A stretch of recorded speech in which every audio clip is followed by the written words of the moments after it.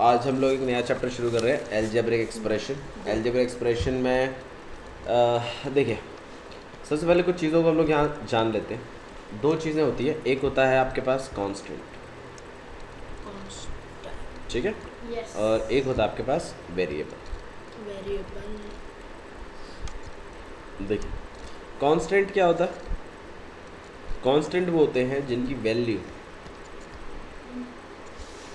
Is fixed. Value कैसी रहती है? जिनकी फिक्स रहती है। फॉर एग्जांपल, एक एग्जांपल लेते हैं, जैसे 5 है, इसकी वैल्यू कितनी? 5। आप चाहे क्वेश्चन 1 में अगर आपका कभी भी ये नंबर आएगा तो आप इसको 5 ही पढ़ोगे, चाहे किसी भी क्वेश्चन में ये आए, इसकी वैल्यू हमेशा आप क्या मानोगे? 5 ही मानोगे। तो इनकी वैल्यू कैसी है? फिक्स है। जैसे और देखिएगा, जैसे 27, ये क्या है? 27। हर क्वेश्चन में इसको 27 ही पढ़ा जाता है भैया, सारी गिनती ऐसे पढ़ी जाती है। ठीक है। तो इसी तरीके से ऐसे नंबर्स 1 2 3 4 ये सब क्या हैं? कांस्टेंट्स हैं। आगे भी इससे आगे बढ़ोगे तो सारे के सारे ऑल नंबर्स आर कांस्टेंट। तो कांस्टेंट का मतलब समझिए सर पहले क्या है। कांस्टेंट का मतलब होता है ऐसी चीज़ें जिनकी वैल्यू क्या होती है? फिक्स होती है हर क्वेश्चन में, ठीक है।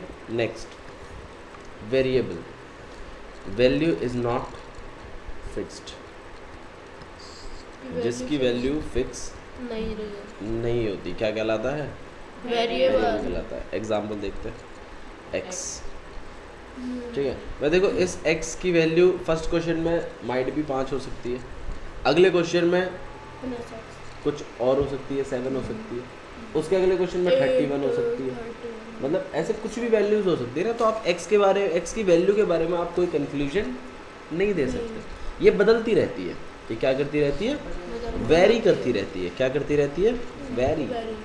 तो वेरी का मतलब होता है वैल्यू इज चेंजिंग, मतलब value is not fixed.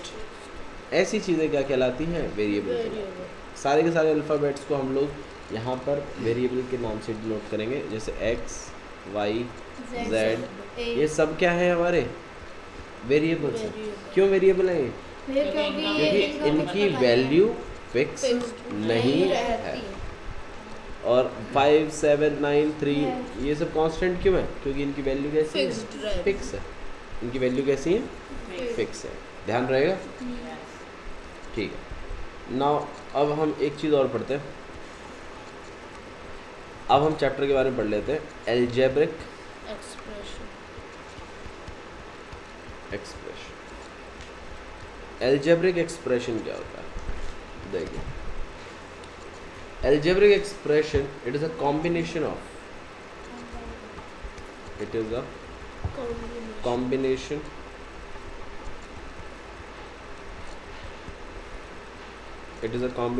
of constants and variables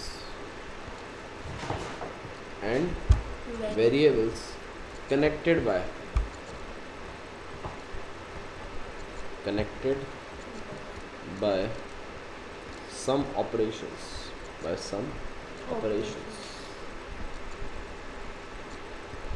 जैसे कि प्लस, माइनस, मल्टीप्लाई और आपका divide is called algebraic expression. तो आइए एलजेब्रिक एक्सप्रेशन के बारे में पढ़ते क्या होता है। एलजेब्रिक एक्सप्रेशन जो होता है वो आपके कांस्टेंट और वेरिएबलों से मिलकर बनता है। किससे मिलकर बनता है? कांस्टेंट और वेरिएबलों से मिलकर। और कांस्टेंट और वेरिएबल के बीच में ये ऑपरेशन लगे होने चाहिए। फॉर एग्जांपल देखिए, जैसे 6x है, ये एक एलजेब्रिक एक्सप्रेशन है। इसमें आपका कांस्टेंट और वेरिएबल दोनों इन्वॉल्व है, और दोनों के बीच में कौन सा सिंबल है? मल्टीप्लाई। भाई 6x लिखा है तो 6 और x के बीच में मल्टीप्लाई होगा। तो ये आपका 6x क्या मानेंगे हम लोग? एक एलजेब्रिक एक्सप्रेशन। समझ में आ रहा है? तो एलजेब्रिक एक्सप्रेशंस क्या होते हैं? एलजेब्रिक एक्सप्रेशंस वो कॉम्बिनेशन होता है। क्या होता है? एक कॉम्बिनेशन। लेकिन कॉम्बिनेशन किसका? कांस्टेंट और वेरिएबल्स का, जो कि प्लस, माइनस, मल्टीप्लाई और डिवाइड से आपस में एक दूसरे के साथ अटैच रहते। समझ में आया? अच्छा, क्या ये एक अलजेब्रिक एक्सप्रेशन है 5 माइनस 3x और प्लस 4x स्क्वायर वाई? हाँ बिल्कुल, ये भी एक अलजेब्रिक एक्सप्रेशन है। देखिए इसमें आपका 5 है, वो 3 और x ये आपके पास, ये दोनों आपस में मल्टीप्लाई में है, ये 3 इसके साथ माइनस में है, ये इसके साथ मल्टीप्लाई में है, तो कहीं ना कहीं कांस्टेंट और वेरिएबल्स ही तो यूज़ हो रहे हैं बार बार। और देख लो इनके बीच में प्लस माइनस मल्टीप्लाई और डिवाइड के अलावा और कोई ऑपरेशन नहीं लग रहा। तो ये ऑब्वियस सी बात है, ये क्या है? एक अलजेब्रिक एक्सप्रेशन। ऊपर वाला भी क्या है? एक अलजेब्रिक एक्सप्रेशन से, ध्यान रहेगा पक्का? ठीक, आइए टर्म्स के बारे में समझते हैं क्या होता है। टर्म्स देखो आप जो भी अलजेब्रिक एक्सप्रेशन लिखते हो, जो भी आपका अलजेब्रिक एक्सप्रेशन, ये तो हमने देख लिया अलजेब्रिक एक्सप्रेशन किसका कॉम्बिनेशन होता है, वेरिएबल और कांस्टेंट्स का, ठीक है। लेकिन टर्म्स क्या होती है? टर्म्स जो होती हैं these are the parts of algebraic expression. ये अलजेब्रिक एक्सप्रेशन का एक पार्ट होते हैं। जैसे देखो आपको बताता हूँ, जैसे आपके पास ये हो गया 5 माइनस 3x और प्लस 4x स्क्वायर वाई, तो ये पूरा का पूरा क्या है? एक अलजेब्रिक एक्सप्रेशन है, सही है। लेकिन ये अगर हम इसको देखें कि इसमें टर्म्स कहाँ कहाँ हैं, तो ये एक टर्म है, ये एक टर्म है और ये भी एक टर्म है, तो टोटल 3 टर्म्स हैं इसमें, 5 माइनस 3x और प्लस 4x स्क्वायर वाई। अब टर्म्स होती क्या, मैं आपको बताता हूँ। टर्म्स क्या होती है? ये भी एक तरीके से कॉम्बिनेशन ही है कांस्टेंट और वेरिएबल्स का, लेकिन एक टर्म दूसरी टर्म से सेपरेट प्लस या फिर माइनस से मानी जाती है। देखो इन दोनों के बीच में क्या लगा हुआ है, तो ये अलग टर्म है और ये अलग टर्म। अब देखो यहाँ प्लस आ गया ना, फिर ये वाली अलग टर्म। बात समझ में आ रही है मेरी? तो यहाँ पे टोटल कितनी टर्म्स हैं? 3 है। अच्छा इसमें बताना, इसमें कितनी होंगी? 7x square minus 5x y plus y square z और माइनस का 8। 4 टर्म्स है। एक टर्म ये, एक टर्म ये, एक टर्म ये है और एक टर्म ये। आया समझ में? और ये पूरा का पूरा क्या है? Algebraic expression. क्या है ये पूरा का पूरा? Algebraic expression. क्लियर है? किसी को डाउट है तो इसमें बताइए, पक्का? अच्छा जी, आइए अब हम लोग अलजेब्रिक एक्सप्रेशन को टर्म्स के बेसिस पर बांटेंगे। अलजेब्रिक एक्सप्रेशंस को अगर हम नंबर ऑफ टर्म्स के बेसिस पर बांटें, किसके बेसिस पर बांटें? नंबर ऑफ टर्म्स के बेसिस पर, तो 4 तरीके के अलजेब्रिक एक्सप्रेशंस होते हैं। सबसे पहला है आपके पास मोनोमियल। सबसे पहला क्या है? मोनोमियल। मोनोमियल का मतलब होता है ऐसा algebraic expression which have only one term, जिसमें सिर्फ कितनी टर्म हो? ठीक है, जिसमें सिर्फ एक ही टर्म हो, क्या कहलाता है? मोनोमियल कहता है। एक एग्जांपल लेते हैं, जैसे 5x स्क्वायर वाई है। हाँ भाई, ये एक अलजेब्रिक एक्सप्रेशन है कि नहीं है? कितनी टर्म है इस अलजेब्रिक एक्सप्रेशन में? सिर्फ एक ही टर्म तो है, 5x स्क्वायर वाई। भैया अगर ऐसे होता 5 के बाद प्लस होता तो ये 2। अगर ये यहाँ प्लस होता तो मान लो फिर ये मोनोमियल नहीं रहता, फिर ये क्या हो जाता? बाइनोमियल। तो बाइनोमियल का मतलब क्या होता है? जिसकी 2 टर्म हो, जिसमें 2 टर्म्स। आया समझ में? आ गया। मोनोमियल क्या होता है पीयूष? जिसमें एक टर्म हो, जैसे 5x स्क्वायर वाई, ये एक टर्म है। बाइनोमियल क्या होता है? जिसमें 2 टर्म हो। एक एग्जांपल ले लेते हैं, जैसे 7x स्क्वायर और प्लस में 8x वाई। कितनी टर्म्स हैं यहाँ पर? 2। तो इसको हम क्या कहेंगे? बाइनोमियल। अच्छा इसी तरीके से ट्राइनोमियल क्या होता है? वेरी गुड, स्मार्ट आप लोग। तो जिसमें 3 टर्म्स है, क्या कहलाता है? ट्राइनोमियल। ठीक है, एग्जांपल देखिएगा, जैसे a प्लस में 8b और प्लस में 5c। कितनी टर्म्स है? 3 टर्म्स। आया समझ में? अच्छा नेक्स्ट जो है उसको हम कहते हैं क्वाड्रीनोमियल। जिसमें 4 टर्म होती क्या कहते हैं हम लोग इसको? है। क्वाड्रीनोमियल। जिसके 2 या 3 से ज़्यादा हो। क्वाड्री का मतलब होता है 4, 4 ठीक है। An with 4 terms is called quadrinomial, जैसे x plus y plus z और -5। ये कैसा है? 4 टर्म्स का है। और सबसे लास्ट जो है पॉलिनोमियल क्या होता है? 5 देखिए, जिसके 4 से ज़्यादा पॉलिनोमियल का मतलब होता है नहीं 4 से ज़्यादा नहीं। 5। देखो सुनो एक ऐसा अलजेब्रिक एक्सप्रेशन जिसके अंदर 2 और मोर टर्म्स हो, 2 या 2 2 और से ज़्यादा मोर टर्म्स, मोर कितनी भी हो। टर्म्स, 2 या 2 से ज़्यादा कितने भी, तो मतलब कहीं ना कहीं ये सारे ही, इन सबको ही हम क्या कह सकते हैं? पॉलिनोमियल कह सकते हैं। इन सबको हम क्या कह सकते हैं? पॉलिनोमियल। आइए वापस डिस्कस करते हैं। सबसे पहली कौन सी हमने अलजेब्रिक एक्सप्रेशन पढ़ी है? सबसे पहले मोनोमियल। सबसे पहले क्या पढ़ी है? नोमो नहीं बाबू, मोनोमियल। मोनोमियल मतलब होता है एक टर्म। ये ऐसा अलजेब्रिक एक्सप्रेशन जिसमें एक टर्म हो क्या कहलाता है? मोनोमियल। ऐसा अलजेब्रिक एक्सप्रेशन जिसमें 2 टर्म्स हो बायनोमियल। ऐसा अलजेब्रिक एक्सप्रेशन जिसमें 3 टर्म्स हो ट्राइनोमियल। ऐसा अलजेब्रिक एक्सप्रेशन जिसमें 4 टर्म्स हो क्वाड्रीनोमियल। और ऐसा अलजेब्रिक एक्सप्रेशन जिसमें 2 या 2 से ज़्यादा। समझो, मैं आपसे पूछूंगा पॉलिनोमियल क्या होता है? ऐसा अलजेब्रिक एक्सप्रेशन जिसमें 2 या 2 से ज़्यादा टर्म्स होती हैं क्या कहलाता है? पॉलिनोमियल। ध्यान रखेंगे, पक्का? Very good. नेक्स्ट देखिए, फैक्टर्स। नेक्स्ट हम लोग क्या पढ़ रहे हैं? फैक्टर्स। इंपॉर्टेंट चीज़ है ये भी, ठीक है। इसमें भी काफ़ी क्वेश्चंस आते हैं। फैक्टर्स देखिए,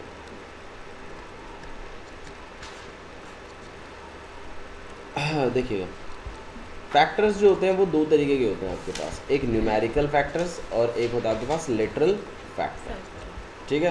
कांस्टेंट फैक्टर को हम लोग न्यूमेरिकल फैक्टर भी कहते हैं और वेरिएबल फैक्टर को हम लोग लिटरल फैक्टर भी कहते हैं। फॉर एग्जांपल जैसे आपके पास ये टर्म लिखी हुई है, इसमें 2 पार्ट है। एक तो कांस्टेंट वाला पार्ट है, एक क्या है? वेरिएबल वाला पार्ट है ना। ये वाला पार्ट क्या है? कांस्टेंट है। और ये वाला पार्ट क्या है? वेरिएबल वाला पार्ट है। तो ध्यान रखिएगा, अगर आपसे कोई पूछता है हाँ भाई इसका न्यूमेरिकल फैक्टर बताओ, तो आपने ये कांस्टेंट वाला पार्ट बताना है। इस कांस्टेंट वाले पार्ट को ही हम क्या कहते हैं? Numerical factor. और जो x आपसे पूछेगा फैक्टर, न्यूमेरिकल फैक्टर पूछेगा, और दूसरे वाला जो पूछेगा वो लिटरल फैक्टर पूछेगा। क्या पूछेगा? Literal factor. लिटरल फैक्टर जो होते हैं वो आपके वेरिएबल वाला पार्ट होता है। आया समझ लो? अब फॉर एग्जाम्पल जिसमें आपसे पूछे लगूँ हाँ भाई 5xy का लिटरल फैक्टर बताओ, तो आप मुझे क्या बताओगे? xy। क्या बताओगे आप मुझे? बाबू जो वेरिएबल वाला पार्ट होता है उसे ही लिटरल फैक्टर कहते हैं बस खाली। अब मैं आपसे इस टर्म में लिटरल फैक्टर पूछ रहा हूँ तो मैं आपसे xy पूछ रहा हूँ ना। अब अगर मैं आपसे बोलूँ हाँ भाई इसका न्यूमेरिकल फैक्टर बताओ, तो क्या बताओगे? 5। आया समझ में? पक्का? ठीक है, बहुत बढ़िया। नेक्स्ट देखिएगा, कोफिशिएंट्स क्या होते हैं। ये तो फैक्टर्स हो गए। नेक्स्ट हम लोग जो बात कर रहे हैं वो है कोफिशिएंट्स की। देखिए नेक्स्ट जो आपके पास है दैट इज कोफिशिएंट, ठीक है। कोफिशिएंट देखो आपसे क्वेश्चन कैसा पूछेगा कि आपको ऐसा बोल देगा यहाँ पे 5xy और आपको बोलेगा हाँ भाई कोफिशिएंट बताओ मेरे को x का। कोफिशिएंट बताइए किसका? x का। तो आपने क्या करना है, इस पूरे इसमें इस x को क्या कर देना है? अलग ढक देना है। जिसका कोफिशिएंट आपसे पूछा गया उसको ढक देना। कोफिशिएंट मतलब था उसके अलावा और क्या है आपके पास। तो कोफिशिएंट ऑफ x पूछ रहे हैं तो आप क्या लिखोगे यहाँ पर? 5।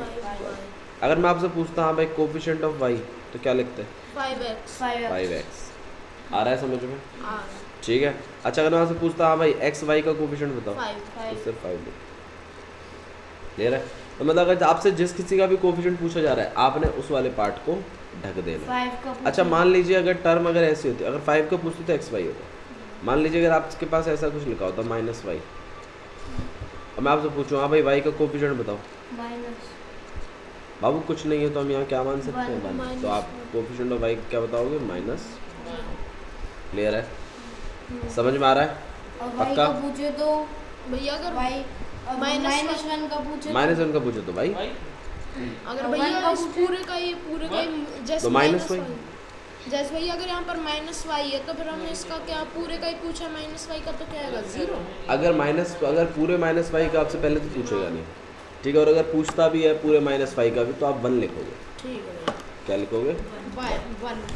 अच्छा जी, देखो एक चीज़ और देखिए यहाँ पर, नेक्स्ट हमारे पास है कांस्टेंट टर्म्स। क्या है? Constant term. देखो हम ये तो जानते हैं टर्म होती क्या है, टर्म होती है अलजेब्रिक एक्सप्रेशंस का पार्ट, लेकिन कांस्टेंट टर्म्स क्या होती है? कांस्टेंट टर्म का मतलब है जैसे मैंने आपके सामने क्वेश्चन लिख दिया, क्वेश्चन 5x और -3, तो ये एक टर्म है, ये भी एक टर्म है, लेकिन ये एक कांस्टेंट टर्म है। तो कांस्टेंट टर्म वो टर्म होती है जिसमें सिर्फ कांस्टेंट वाला पार्ट होता है, बाकी ये एक नॉर्मल टर्म है, ये भी क्या है एक नॉर्मल टर्म है, लेकिन इस टर्म को एक स्पेशल नाम दिया गया जिसमें वेरिएबल वाला पार्ट नहीं होता, सिर्फ किसका पार्ट होता है? कांस्टेंट। का। भैया तो सब ऐसी वेरिएबल हो। टर्म सिर्फ वेरिएबल होगा। मान लीजिए देखो जैसे यहाँ पे इस वाले टर्म में देखो सिर्फ x ही x है, तो इसके आगे कुछ नहीं है तो हम 1 एक्सपेक्ट कर लेते हैं ना। तो ये कभी भी जैसे मान लो कोई खाली वेरिएबल भी लिखा है तो ये कभी भी सिर्फ वेरिएबल नहीं है, इसके अंदर छुपा हुआ है आपका कांस्टेंट वाला पार्ट, दैट इज 1। तो ये एक नॉर्मल टर्म है, लेकिन अगर सिर्फ 5 लिखा हुआ है तो इसके साथ तो x नहीं है ना, ठीक है, तो ऐसी टर्म क्या कहलाती हैं? Constant terms. उसका आगे अगर भैया माइनस प्लस या कुछ माइनस प्लस हो उससे कोई फर्क नहीं पड़ता, वेरिएबल नहीं होना चाहिए। ऐसी टर्म क्या कहलाती हैं? Constant terms. भैया है ही नहीं ऐसा कुछ, कांस्टेंट पूछा और ऐसा कुछ है ही नहीं। हाँ नहीं है तो फिर नहीं है उसके अंदर Variable कांस्टेंट टर्म्स। चलो देखिए लास्ट चीज़ और देख लेते हैं थोड़ा सा, लास्ट नहीं है, थोड़ा सा देखिए लाइक टर्म्स और अनलाइक Unlike। टर्म्स। दो तरीके की टर्म्स होती हैं, बहुत सिंपल है, लाइक टर्म और अनलाइक टर्म। देखो लाइक टर्म तो वो होते हैं जिनका सरनेम सेम होता है, जिनका सरनेम कैसा होता है? सेम। जैसे गर्वित वट्स, ऋषिका वट्स, दोनों के सरनेम कैसे? सेम। सेम। अश्विन जाकर, पीयूष जाकर, मतलब ये हाँ, नहीं फिर इसका ये भाई, होता है। इसके भाई का भी नाम है पीयूष जाकर, ठीक है, तो ऑब्वियस बात है ये दोनों जाकर तो मतलब सरनेम कैसे है? सेम है। तो लाइक टर्म्स वो होती हैं जिनका वेरिएबल वाला पार्ट सेम होता है। फॉर एग्जाम्पल देखिए जैसे यहाँ पे 5xy है, इसमें वेरिएबल वाला पार्ट कौन सा है? xy। और मैं यहाँ पे लिख दूँ 16xy, तो ये दोनों टर्म्स हैं कि नहीं है?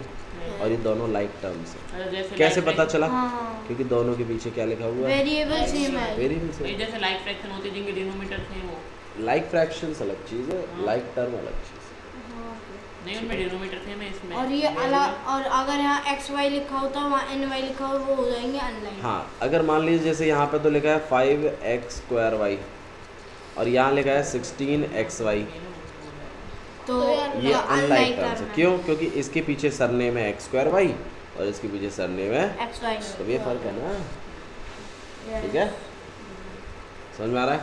तो आपने सरनेम तो नहीं बोलना, आपने बोला जिसके वेरिएबल वाला पार्ट सेम हो, क्या कहलाते हैं? Like Like terms. और अनलाइक टर्म्स आप खुद ही बता दो फिर, भैया 5 जिनमें वेरिएबल वाला पार्ट कैसा हो? एक्स अलग अलग हो। जैसे यहाँ पे 16z², देख लो यहाँ पे x² चल रहा है, यहाँ पे क्या चल रहा है z, तो ये दोनों टर्म्स कैसी हैं? अलग अलग। Unlike terms. कैसी टर्म्स है? अनलाइक। अच्छा जी, एक चीज़ और ध्यान रखिए, लाइक टर्म्स में कौन कौन से ऑपरेशंस हो सकते हैं? इनमें प्लस हो सकता है, माइनस हो सकता है, मल्टीप्लाई हो सकता है और डिवाइड हो सकता है। अच्छा, क्या? लेकिन अनलाइक टर्म में सिर्फ मल्टीप्लाई होता है और डिवाइड होगा। प्लस और माइनस, नहीं प्लस माइनस किस में होता है? भैया लाइक टर्म, लाइक टर्म्स में। वही तो कह रहा हूँ लाइक टर्म, किस में होता है? Like term. Like terms. Clear है? ठीक है जी।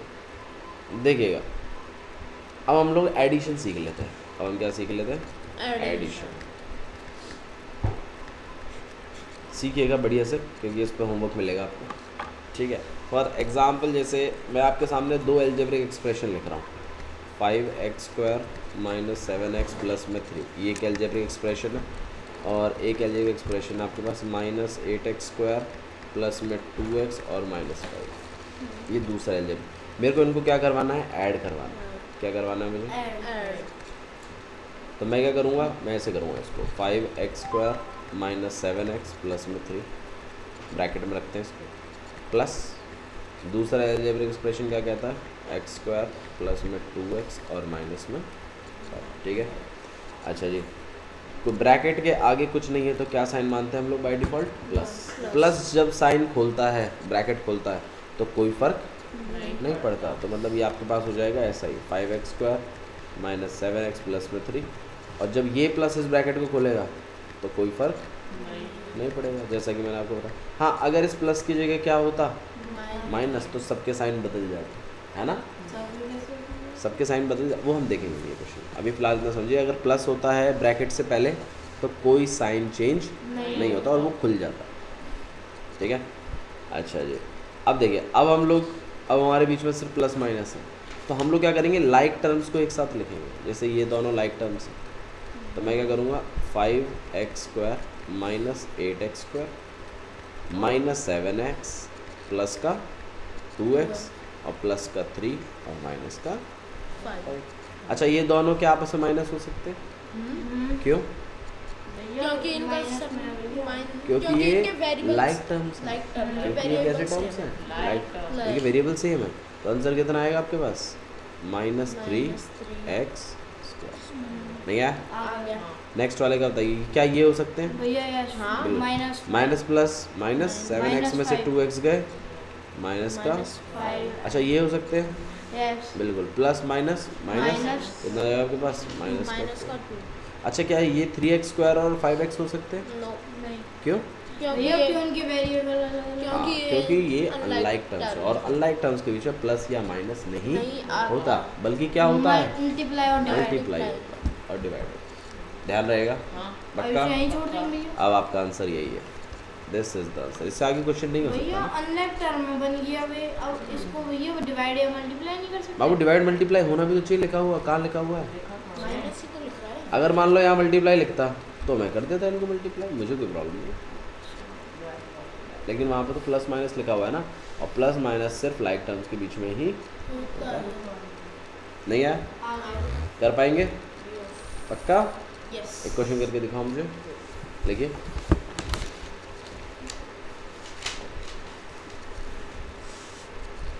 आपको x minus 3y plus 4z और y minus 2x minus 8z, इनको ऐड करना है। क्या करवाना है? ऐड करवाइए फटाफट। चलिए इस क्वेश्चन को देख लेते हैं एक बार। मैंने क्या कहा था? दोनों अलजेब्रिक एक्सप्रेशन को क्या करना है? ऐड करना है। तो सबसे पहला काम है आपको उनको किस में करना है? ब्रैकेट में। ब्रैकेट का मतलब है ये अब एक नंबर बन गया, और इसको ऐड करेंगे हम लोग दूसरे वाले नंबर से। हम इसको ऐसे कर सकते हैं, इसके पास तो पावर मैंने नहीं सही करा। कर दे मल्टीप्लाई। पावर है इसके पास। हाँ, तो x की पावर एन ही तो है, u इंटू भी लगा दो। इंटीग्रेशन इनटू भी का होता है। ठीक है, तो नेक्स्ट काम आपको ब्रैकेट हटवाने। इसके आगे कुछ साइन नहीं है तो क्या प्लस। साइन मानेंगे हम लोग? प्लस। और प्लस के आगे ब्रैकेट में कोई फ़र्क नहीं पड़ता, तो मतलब ये खुल के लिख जाएगा। ऐसे ही सोचना जैसा मैं आपको बता रहा हूँ। फिर ये खुल जाएगा तो ये कितना हो जाएगा आपके पास? y माइनस का 2x और माइनस का 8z। फिर आपने क्या करना है? एक जैसे जिनके सरनेम है उनको एक साथ करना। तो ये रहा x और ये रहा x, इनको एक साथ कर लो। अगर आगे ठीक कुछ नहीं है तो है, 1 ये y और ये y z है, तो y ये रहा ना भैया। ये रहा y, इनको एक साथ करो। और z वाला जेड वाई के साथ। हाँ भाई x माइनस 2x कितना हो जाएगा? Minus one -1x। हाँ माइनस प्लस माइनस 3y में से y गया माइनस -2y। हाँ भाई ये कितना माइनस का 4z। This is the answer. सही क्या कितना मुश्किल था क्वेश्चन करना? सही है मेरा बहुत पिच्चू बात है ये तो। आया समझ में? पक्का? ठीक है। नेक्स्ट वाला क्वेश्चन देखिए, आई एक्सरसाइज निकाल लो भाई। ऐसे हम लोग सब्सट्रैक्शन भी कर सकते हैं, ऐसे हम क्या कर सकते हैं? सब्सट्रैक्शन। क्वेश्चन देखिए, question number first, add the following expression. भाई 3 एक्सप्रेशन लिखे हुए हैं, एक 5x लिखा हुआ है, कॉमा 7x लिखा हुआ है और -6x लिखा हुआ है। क्या बोला गया है? इनको क्या करना है? ऐड करेंगे, ऐड करना है। तो हम क्या करेंगे? 5x bracket plus 7x bracket और प्लस माइनस का 6। सही है। अच्छा फिर ब्रैकेट्स खोलेंगे, इसके आगे प्लस का साइन है, कोई फ़र्क नहीं पड़ेगा। इसके आगे प्लस का साइन है, कोई फ़र्क, प्लस का साइन है, कोई फ़र्क। आया समझ में? या फिर आप प्लस माइनस माइनस भी लिख सकते हैं, बात वही पड़ रही है। हाँ भाई, अब लाइक टर्म्स को एक साथ, तो ये तीनों ही लाइक टर्म है, तो 5x प्लस 7x हो सकता है, नहीं हो सकता? कितना हो जाएगा? 12x और माइनस का 6x। 12x minus 6x 6x। तो इसका आंसर क्या आ गया आपके पास ऐड करके? 6x। आया समझ में? बोल भाई, बोल चतुरनार। भैया कर भी दिया मैंने तो। ठीक है। अच्छा जी, अब मान लीजिए देखो कभी कभी आपके पास क्या होगा, 3 क्वेश्चन 3 वो भी हो जाएंगे ऐड वाले। चिंता मत करिए, उनमें भी आपको इसी तरीके से ब्रैकेट्स लगाने, लाइक टर्म्स को एक साथ करना है और क्वेश्चन कर देना। समझ में आया? ठीक है। तो आपके पास होमवर्क में रहेगा क्वेश्चन नंबर 1 और क्वेश्चन नंबर 2 पूरा। ठीक है। 6A का फर्स्ट क्वेश्चन और 6A का सेकंड क्वेश्चन आपने पूरा करके लाना है। क्लियर है? चलिए आज के लिए इतना ही बहुत है। That's all for today. Thank you.